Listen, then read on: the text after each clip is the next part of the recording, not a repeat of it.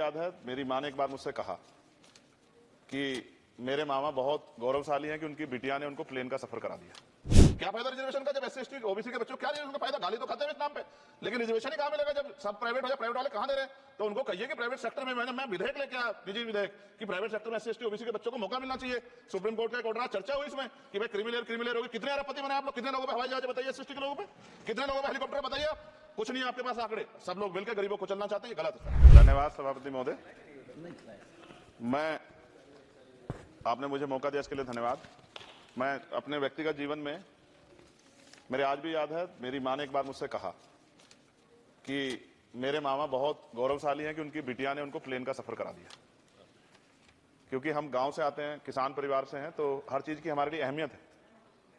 मैंने भी ये तय किया था कि मैं अपनी सैलरी से अपनी माँ को एक बार हवाई जहाज का सफर जरूर कराऊंगा। अब हालात ऐसी हैं, आप बेहतर जानते हैं, हमने देश भी जानता है, सब लोग जानते हैं कि गरीब आदमी हवाई जहाज में सफर नहीं कर सकता। प्रधानमंत्री जी तो कहा था बहुत दिन पहले कि चप्पल वाला जो है हवाई जहाज में सफर करेगा, लेकिन आज हालात ऐसे, किराया भाड़ा इतना बढ़ गया है, नीतियां हैं उसकी वजह से, कि गरीब आदमी सफर नहीं कर सकता है। गरीब आदमी तो ट्रेन में एसी के डब्बे में सफर नहीं कर सकता। इस तरह की हालात।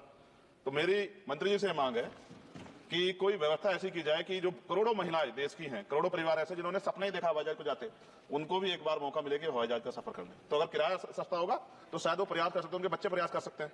साथ साथ वायु यात्रा में सेफ्टी सिक्योरिटी का बहुत ज्यादा ध्यान रखने की जरूरत है। कई बार हादसे हुए हैं, कई चीजों पर हमें गौर करना है। साथ साथ ज्यादातर एयरपोर्ट जो है वो प्राइवेट हो गए, और प्राइवेट होने की वजह से कर्मचारियों का शोषण होता है। कर्मचारियों की, क्योंकि हमारे यहाँ बेरोजगारी बहुत है, तो कर्मचारियों को वहां काम करने में जो सैलरी मिलती है उसमें एक बार का टिकट भी नहीं आता कई जगह पे।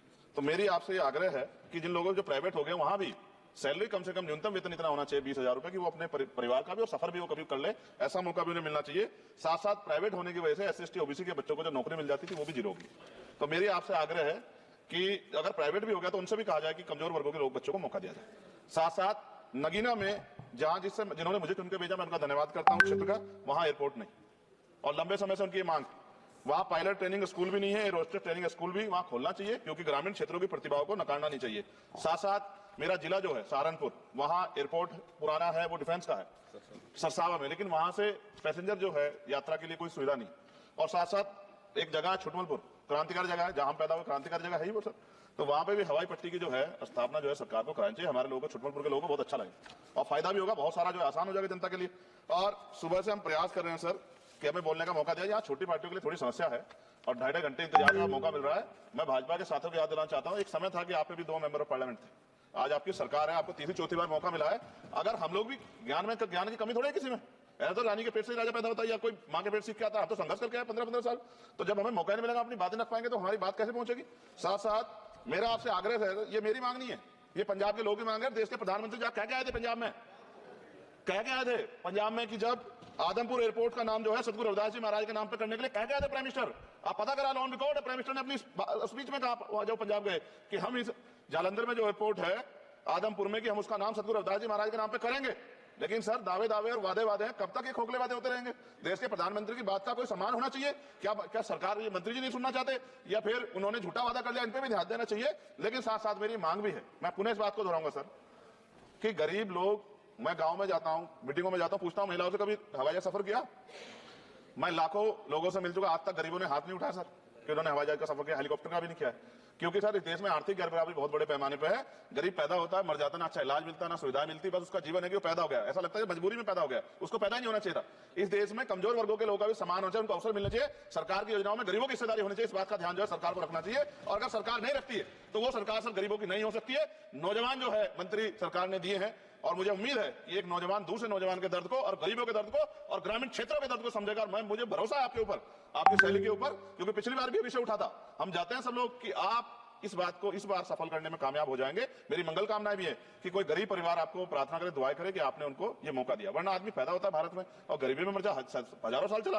अब भी आजादी के 75 साल बाद भी अगर ये नहीं हो पा रहा है तो इस पे हमें गौर करना चाहिए कि क्यों नहीं हो पा रहा। कई सीनियर साथी हमारे यहाँ हैं, मैंने उनको प्लेन चलाते हुए देखा, मेंबर ऑफ पार्लियामेंट होते भी। मेरा विश्वास है कि अगर इधर से भी और उधर से भी सब लोग जनता के विषय में सोचेंगे तो जनता की जिंदगी आसान होगी, जो कि अभी नजर नहीं आती। और मैं फिर आपसे आग्रह करूंगा, आप चेक कराइए, एससी एसटी ओबीसी के बच्चों को वैसे ही नौकरी नहीं मिल रही है, और जब ये पूरा सेक्टर प्राइवेट हो जाएगा तो क्या रिजर्वेशन करेंगे हम लोग? क्या फायदा रिजर्वेशन का जब एससी एसटी ओबीसी के बच्चों को क्या रिजर्वेशन का फायदा? गाली तो खाते हैं इस नाम पे, लेकिन रिजर्वेशन ही कहां मिलेगा जब सब प्राइवेट हो जाए? प्राइवेट वाले कहां दे रहे हैं? तो उनको कहिए कि प्राइवेट सेक्टर में मैं विधेयक लेके आया, निजी विधेयक, कि प्राइवेट सेक्टर में एससी एसटी ओबीसी के बच्चों को मौका मिलना चाहिए।